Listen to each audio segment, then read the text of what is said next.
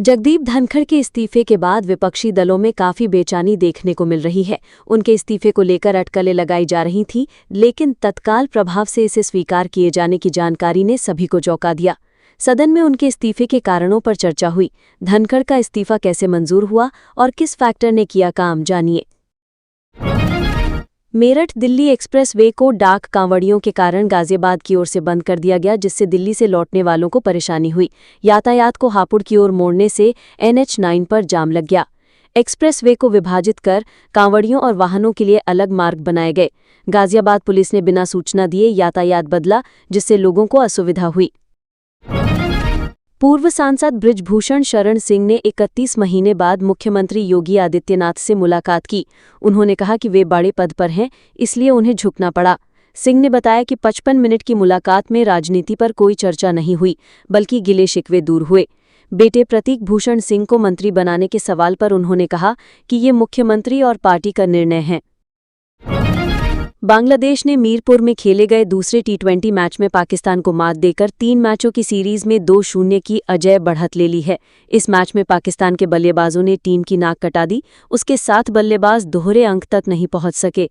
फहीम अशरफ ने लड़ाई लड़ी, जो काम नहीं आई। भारतीय रेलवे वित्त निगम ने वित्त वर्ष 2025-26 की पहली तिमाही में 1745.69 करोड़ रुपए का नेट प्रॉफिट हासिल किया है। ये पिछले साल की तुलना में 10.7% अधिक है। इस तिमाही में ऑपरेशन से रेवेन्यू 2.2% बढ़कर 6,915 करोड़ रुपए हो गया। कंपनी ने वित्त वर्ष 26 के लिए 60,000 करोड़ रुपए तक के संसाधन जुटाने की योजना को भी मंजूरी दी है। अस्पताल से घर जा रही ANM खातरा का 3 मुस्लिम युवकों ने अपहरण कर लिया। उसे जबरदस्ती रिक्शे से खींच कर ले गए। छात्रा के शोर मचाने पर भीड़ ने युवकों को पीटा। सूचना मिलते ही हिंदू संगठन के लोग भी पहुंच गए। फतेहगढ़ कोतवाली में देर रात तक हंगामा चलता रहा। खीरों के सेमरी में उन्नाव लालगंज रोड पर एक तेजाब भरा टैंकर अनियंत्रित होकर पलट गया। घटना में 2 व्यक्ति टैंकर के नीचे दब गए, जबकि 3 किशोर टैंकर की चपेट में आने से घायल हो गए।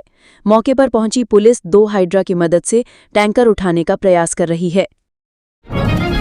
मथुरा से 50 किलोमीटर की दूरी पर स्थित बहज गांव सरस्वती बेसिन की सांस्कृतिक विरासत को जोड़ने वाली कड़ी है। कुल मिलाकर खुदाई में मिले ये पुरावशेष साफ साफ बता रहे हैं कि भारत की सांस्कृतिक विरासत और इतिहास की समझ सामान्य बोध से अधिक पुरानी और विस्तृत है। बस जरूरत है तो तमाम पूर्वाग्रहों से मुक्त होकर भारत के गौरवशाली अतीत को नए नजरिए से देखने की। बलरामपुर में मतांतरण गिरोह के सरगना जलालुद्दीन उर्फ छांगुर के भतीजे सबरोज का मकान सरकारी जमीन पर बना है। प्रशासन ने इसे गिराने की तैयारी कर ली है और नोटिस के बाद पैमाइश भी की जा चुकी है। आज नोटिस का समय पूरा हो रहा है और बुलडोजर कार्रवाई की जा सकती है। छांगुर के सहयोगी नीतू उर्फ नसरीन की कोठी पहले ही गिराई जा चुकी है। उत्तर प्रदेश की आगरा पुलिस ने दिल्ली के मुस्तफाबाद से मतांतरण के मामले में अब्दुल रहमान को पकड़ा, जिसके पास से सांपला के गांव समचाना निवासी ममता के पिता को पुलिस ने आगरा बुलाया है।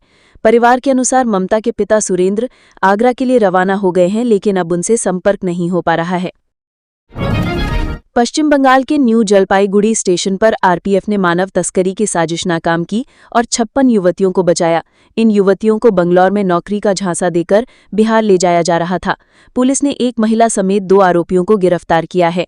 युवतियों के पास टिकट नहीं थे, जिससे शक गहराया। सभी युवतियों पश्चिम बंगाल के अलग अलग जिलों की रहने वाली हैं। दिल्ली सरकार ने स्कूलों में कंप्यूटर लैब खोलने की योजना को मंजूरी दी है। पहले चरण में 2025-26 में 175 लैब स्थापित होंगी। साथ ही 11वीं के मेधावी छात्रों को मुफ्त लैपटॉप मिलेंगे। इस योजना का उद्देश्य छात्रों को डिजिटली रूप से सशक्त बनाना है। सरकार ने इसके लिए करोड़ों का बजट निर्धारित किया है।